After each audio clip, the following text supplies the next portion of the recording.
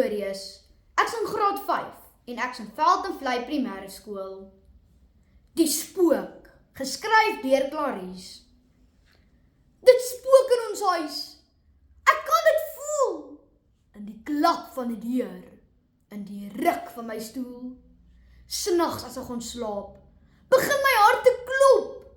Want as iemand my roep, is daar iets wat my stop. My ma sê dis bog. My boetie lag my uit. Maar gisteraand kon ek sweer daar staan iets by my ruit. Die wind het gehuil.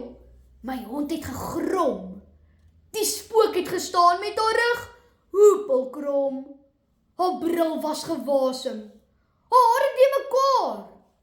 Nes my wiskunde juffrou, mevrou van der Aar. Ek vra toe skuldig, hoekom sy my so pla? En met 'n kwaai gegluur vra sy, is